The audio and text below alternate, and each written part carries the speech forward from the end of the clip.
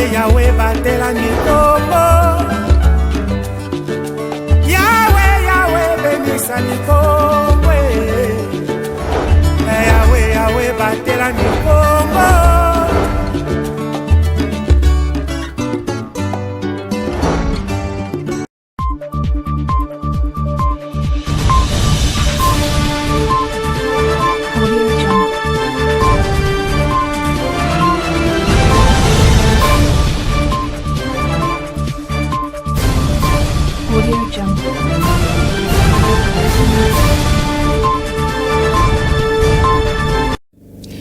C'est l'heure des informations. Mesdames et messieurs, merci d'être avec nous. Soyez le bienvenu dans ce journal.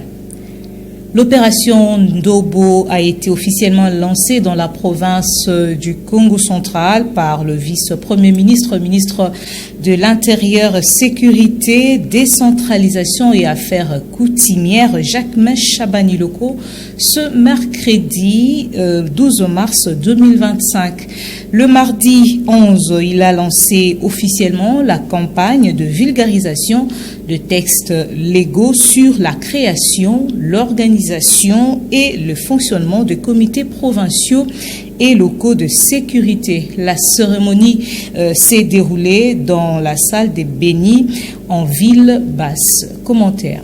C'est la salle polyvalente Les Bénis, située en ville basse dans la commune de Matadi, qui a servi de cadre pour la cérémonie du lancement officiel de la campagne de vulgarisation des textes légaux sur la création, l'organisation et le fonctionnement des comités provinciaux et locaux de sécurité. Elle a été présidée par le vice-premier ministre en charge de l'intérieur, sécurité, décentralisation et affaires coutumières, Jacques Chabani Loko, en périple à Matadi, chef-lieu du Congo central, le mardi 11 mars 2025.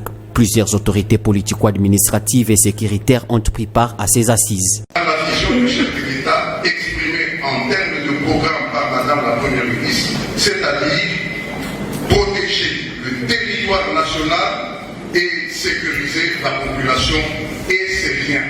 D'où l'expression gouvernance sécuritaire à la base. À l'issue du mot du conseiller du VPM, Maître Alphonse Tamboué, le VPM de l'intérieur, Jacques Chabani, a, du haut de la tribune, officiellement lancé la campagne.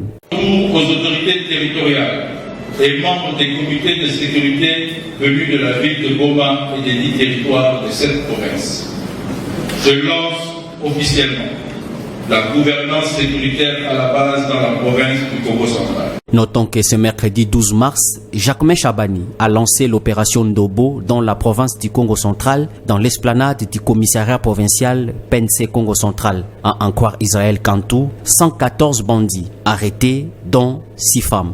Dans le cadre de cette opération, poursuivons ce journal en politique. L'organe délibérant de la famille politique du président de la République, Félix-Antoine Tshisekedi Tshilombo, l'Union sacrée de la nation, a de nouvelles figures. Le membre du présidium passe de 6 à 40. Malgré tout, quelques caciques de cette formation politique ont haussé le ton contre le secrétaire permanent de l'Union sacrée pour la nation, le professeur Mbata, cadre de l'IDPS. Suivez. 40, c'est le nombre actuel qui compose les membres du présidium de la famille politique du chef de l'État, Félix-Antoine Tshisekedi Tshilombo, Union sacrée de la nation. Le Congo central est représenté par la première ministre Judith Suminwa et le ministre national des Sports et Loisirs Didier Boudimbu. En dépit de tout, cette liste est contestée par quelques personnalités membres de cette famille politique, notamment le député national Justin Bitakwira. Dans une interview, il a déclaré ce qui suit. Je peux faire un meeting de 400 000 ou 500 000 personnes. Mbata n'a jamais réuni plus de 500 000 personnes dans un meeting. Il vient davantage diviser qu'unir.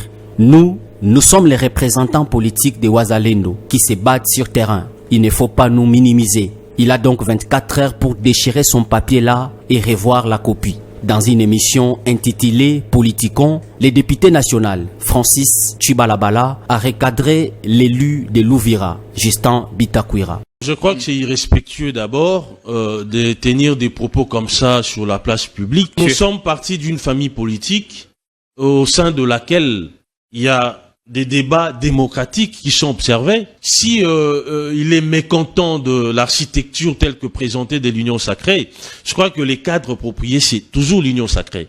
Ce n'est pas sur la place publique. Vous demandez à Mbata de déchirer la copie dans une salle non éclairée. Alors que cette copie a été validée par le chef de l'État. Ce qui veut, par extension, dire que vous contestez la décision du premier d'entre nous. De son côté, Eliezer Tambwe a fait savoir ce qui suit. Le chef a estimé que la gestion de l'ancien comité de gestion n'était pas bonne et qu'il fallait élargir pour une bonne efficacité de la gestion des crises. Il y avait 6 personnes, je crois 6 ou 5 personnes qui étaient avant, mais le chef a estimé que leur gestion n'était pas bonne. Et les problèmes, le chef devrait dire, bon écoutez, au lieu d'avoir 5 personnes ou 6 personnes, qu'est-ce qu'on fait? On réduit, vous restez avec, il y a peut-être 2 personnes. Le chef a estimé qu'il fallait élargir. C'est là que j'ai dit, attention, nous risquerons de servir les chefs en dehors de sa volonté. Donc, si nous prétendons être dans la vision du chef de l'État, parce que c'est vraiment de la chanson que tout le monde peut chanter, nous devons aussi apprendre à s'adapter dans ce que les chefs de l'État présentent comme vision. Ça, c'est... Pour justifier la présence de soldats rwandais sur le sol congolais, Paul Kagame prétend mener une lutte pour la libéralisation de la communauté Tutsi Banyamulenge qui, selon lui, est marginalisée en République démocratique du Congo. Ces prétextes fallacieux ont été balayés par Alexis Gisaro, notable de cette communauté et ministre d'État en charge des infrastructures. C'était au cours d'un briefing presse qu'il a conjointement animé avec son homologue de la communication et médias, Patrick Mouyaya, ce mardi. Suivez. Nous nous rendons compte qu'aujourd'hui, un pays voisin, que moi je traiterais d'un État belliqueux, exploite les quelques problèmes que nous pouvons avoir dans notre pays. Je suis originaire du Sud Kivu, territoire d'Uvira. Je suis de la communauté Banyamulenge, mais avant d'être membre du gouvernement, je suis d'abord un élu du territoire d'Uvira. J'ai obtenu des voix, non pas seulement de ma communauté d'origine, les Banyamulenge, mais aussi des autres communautés. Les États-Unis d'Amérique, je parle là de démocratie, ont connu aussi des problèmes de cohabitation entre les Noirs et les Blancs. Et ici, en RDC, il y a effectivement des problèmes de cohabitation entre la communauté dont je suis originaire, Banyamulenge, et d'autres communautés voisines, les Bafouliru, les Babembe, dans une moindre mesure avec les Bavira, mais ce sont des problèmes qui existent. Des problèmes qui sont exacerbés aujourd'hui par 2 phénomènes. Le phénomène de l'existence des groupes armés. La plupart des communautés du Sud Kivu ont des groupes armés.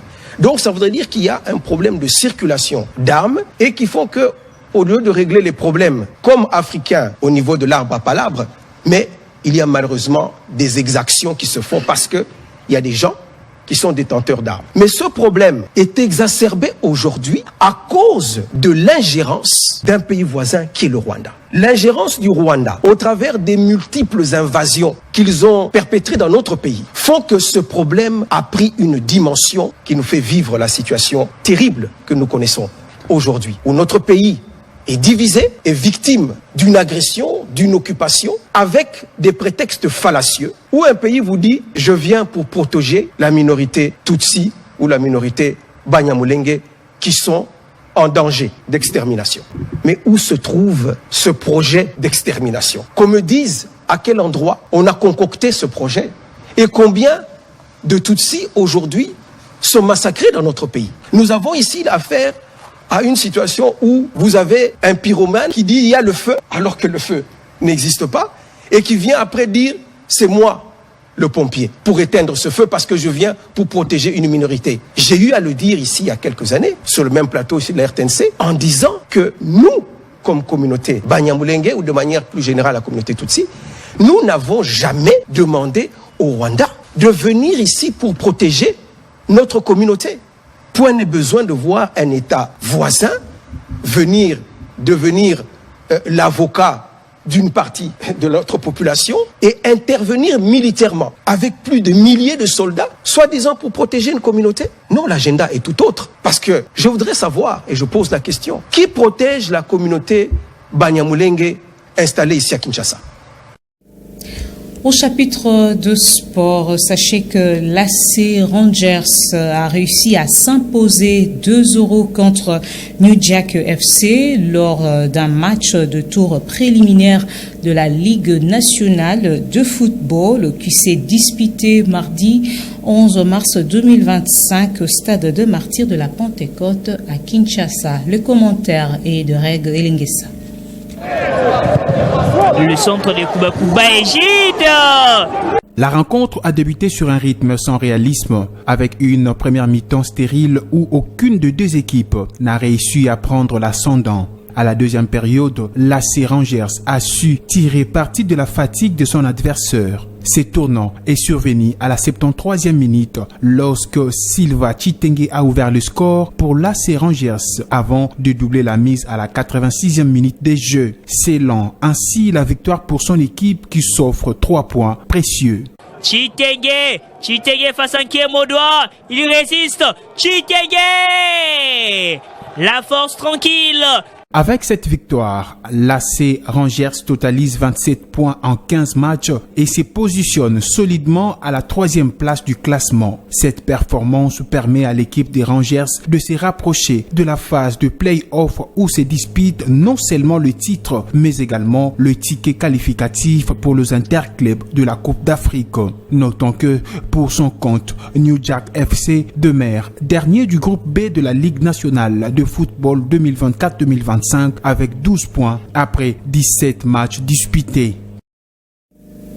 Et enfin, à l'international, la Russie a été visée par une attaque ukrainienne par drone, une attaque la plus importante depuis le début de la guerre, tuant au moins 3 personnes. Les autorités russes préviennent que le comité d'enquête a ouvert une enquête pénale contre les terroristes. Suivez. Dans la région de Moscou, des immeubles résidentiels éventrés, des balcons soufflés. Sur les façades comme au sol, les traces de l'attaque ukrainienne de la nuit. Ici, les habitants sont encore sous le choc. J'ai entendu un grand bruit puis une détonation, c'était très fort. Pas de ce côté-là, mais de celui-ci. Je ne peux pas dire où tout est tombé, mais la détonation était si forte que j'ai sauté de mon canapé.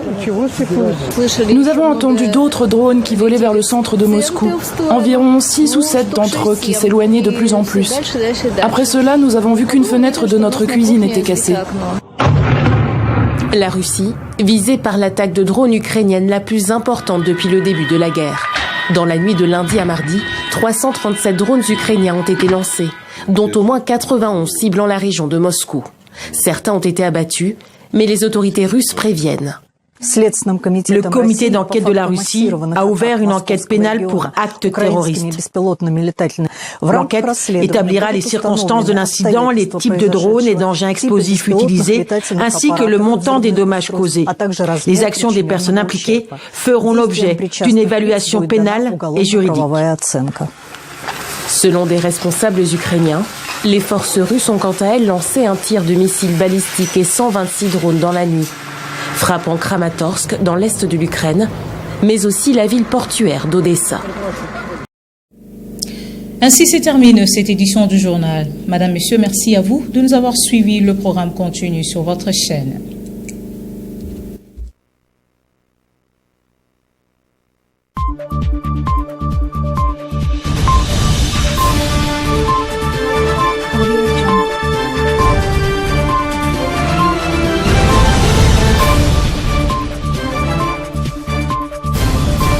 Audio Jungle.